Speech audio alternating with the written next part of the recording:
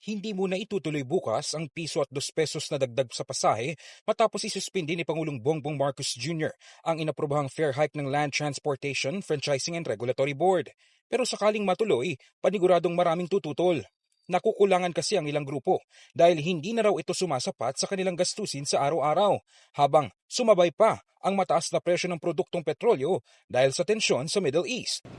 Ayon sa grupong Piston, malaki itong insulto dahil hindi naman ito matutugunan ang malaking pagkalugi ng mga driver at operator. Kaya naman nanawagan sila ng 5 pisong dagdag sa pasahe na siyang tinugunan ng mga tsuper. Mas gusto ko yung 5 pesos. 5 pesos Oo. Bakit, sir?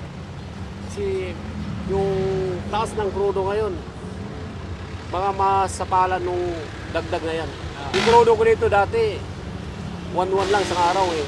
Ngayon, 2,003. Kinikita ko nga 700 na lang, 600. Mula alas 4 naman ng araw hanggang alas 8 ng gabi. Hindi yan sapat, sir, sa tingin niyo? Kulang sir. Kasi ang budget ko sa bahay, maabot sa 1 to araw-araw. Bagamat makakatulong sakaling ipasa ang 5 pisong dagdag pasahe, naniniwala ang ilan na commuter naman ang maagrabyado rito. Maganda kung 5 piso yung magiging dagdag. Pero yung dagdag kasi, hindi rin naman sasapat yan kung ganyan na tuloy-tuloy pa rin yung pagtaas ng gas natin eh. Maganda kung magdagdag pero mahirap din sa mga mananakay eh. Tingin niyo, sir, hindi magiging magandang solusyon yung magdadagdag lang ng pasahe? Hindi. Ang para sa akin talaga, ang mapigilan yung pagtaas ng mga gas natin. Kasi kung magtataas lang tayo ng magtataas, lahat pa rin tayo apektado. Magtataas tayo ng pamasahe. O, medyo makakaano sa amin yun, makakatulong sa amin. Habang natutulungan kami ng taas pasahe, nahihirapan din kami naman kasi unang-una ako, may mga estudyante ako. O mamamasahe rin sila.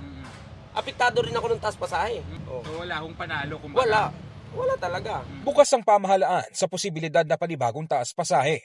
Ayon kay LTFRB Chair Vigor Mendoza II, handa silang pag-aralan ang mga susunod na petisyon kung sa tingin ng mga grupo ay hindi sapat ang kasalukuyang dagdag. In the heart of changing lives, ako si Brigada Ino Flores ng 105.1 Brigada News FM Manila. The Music and News Authority.